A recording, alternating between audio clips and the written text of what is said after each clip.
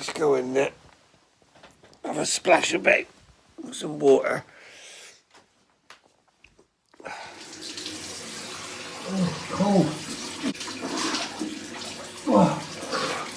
Oh. That's how to wake up in the morning. Oh, bollocks, where's the towel? Good boy, Ted. Yeah. You know they did this, it was fashionable, this cold water dip. You know they're all doing it, this, I don't know, fitness guru people and celebrities and that, they're doing this cold water dip. State of that. And, well, my generation have been doing that since the 60s. Because we didn't have hot water in the morning. So you just got up, you splashed cold water all over yourself. You know. Let's get this bad boy sorted for the day. Got to put some life in it, see. I put oil in it yesterday. You know, beard oil, I thought it was good. It feels good, it's got a good feel to it. It's not dry and wispy. Oh, you handsome devil. Right, so I'm going to get dressed and then we'll do some stuff, alright? There we are. You all dressed and grown up. What do you think, Ted? Ted? You go ahead. Yeah, okay. Bear? You ready?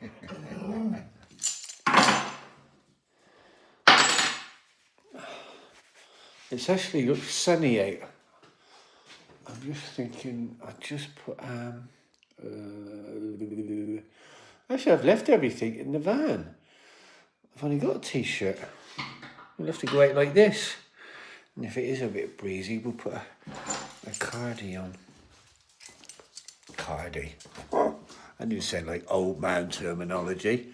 Put the cardi on. Oh, look at him with his cardi. Why do I do? I don't know why I do accents in that.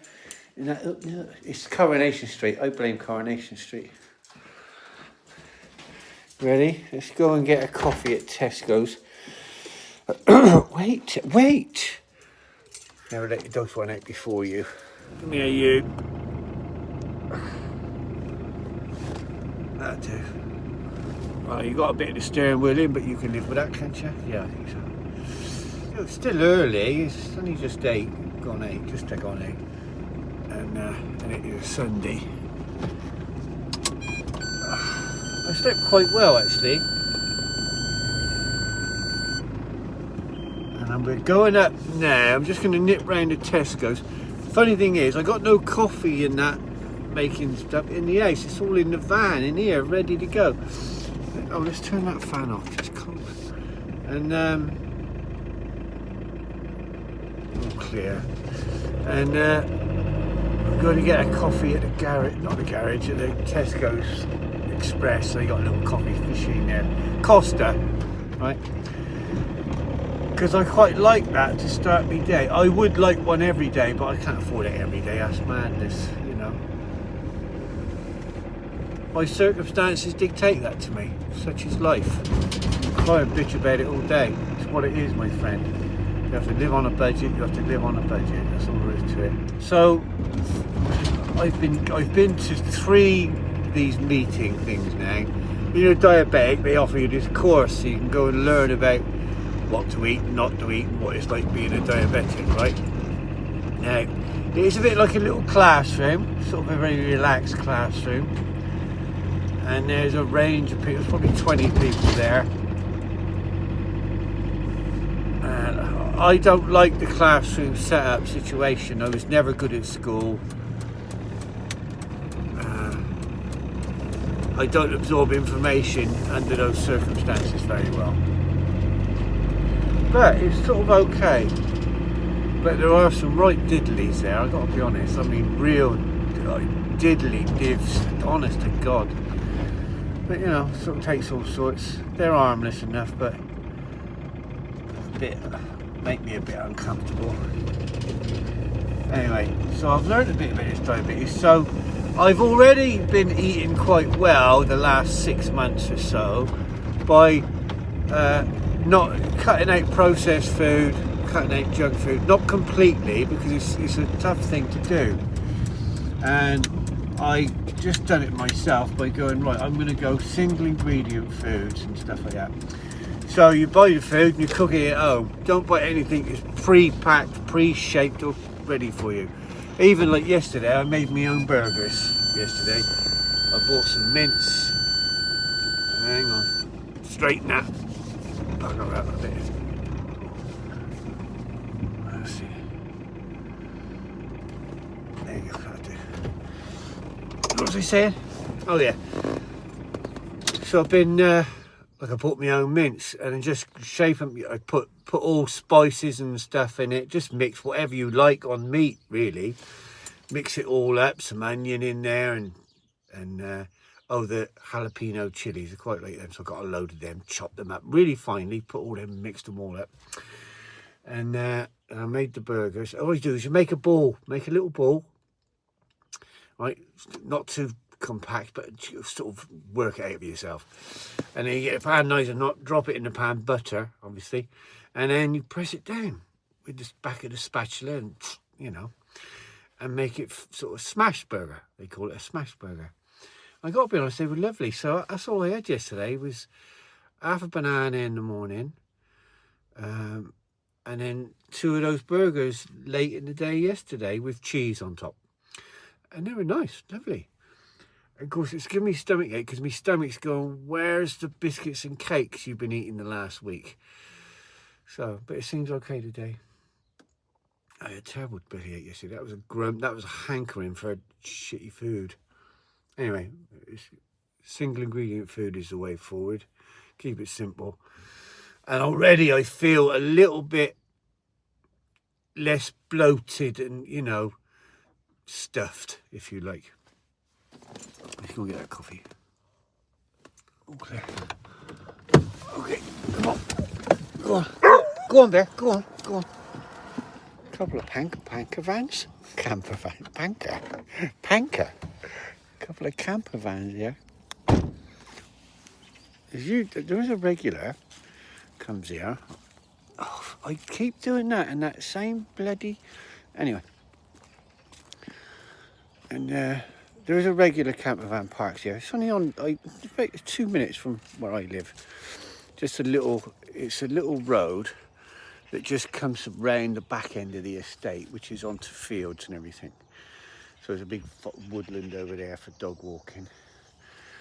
So we got my van. There's that one and there's another one up there. Neither of those two are regulars, but oh well, I haven't seen them here before. And people know this is a nice quiet little tucked away spot for parking. So fair play, I don't mind. Why should you? Most people don't make a fuss and leave a mess, and you know, let people live, Christ's sake. It's their life, it's their way of living. If I was in excellent health, I would live full time in a van and work and things, you know. Anyway, not to be. So we are obviously, there's the estate behind me now, and I'm looking out to the fields. So somebody's looking at me because I'm recording myself, and she's thinking, oh, is he recording me? Runner girl. There you go. She's going to say something, I think. Okay, Ted? Yeah? Are you? Good boy. Yes, you are. Yes, you are. Oh, look at you, old chipper. I'm pleased with yourself, ain't you? Go on. Oh, I see some. Go on.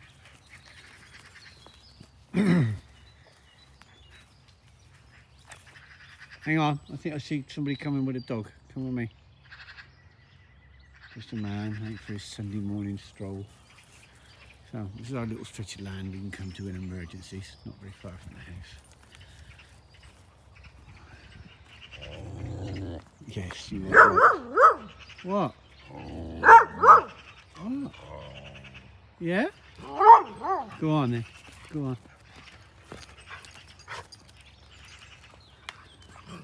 Still got a spring in your step, ain't you? For an old boy. More than me. And we are probably about the same age, you in dog years, you know. The camper van up there. And this one, that's actually the same as mine. I think it's a Peugeot. I think it's a Fiat. I'm sure I saw a Fiat badge on the front.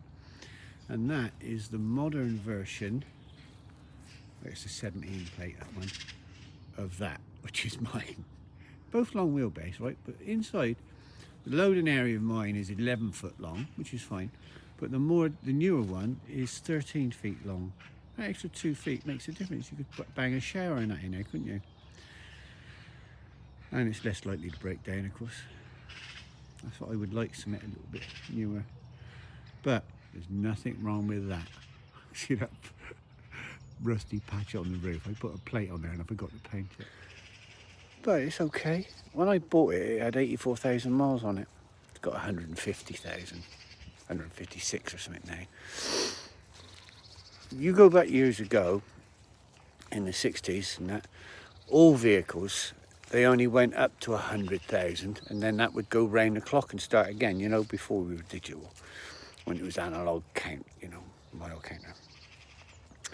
And the thought process was then, once it's, it was a common saying, oh, it's been round the clock, it's done over 100,000 miles, that was at the end of its days, that was pretty much it. Although that's not true, but so as the vehicles have got better and longer lasting, they put an extra digit on there, so you've got 999,999 miles you can get up to.